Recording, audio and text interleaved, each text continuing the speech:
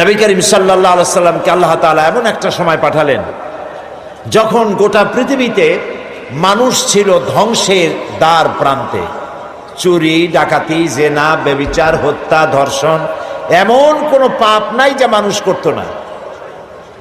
যেই দেশে রসুল আসলেন সেই দেশে মানুষ, তাদের চিন্তা ছিল যে আমি মানুষকে খুন করব না কেন, লুট করব না কেন, মিথ্যা কথা বলবো না কেন, নারী অপহরণ করব না কেন, এর কোনো যুক্তিসঙ্গত কারণ তাদের জানা ছিল না। সবটাই তারা বৈধ মনে করত।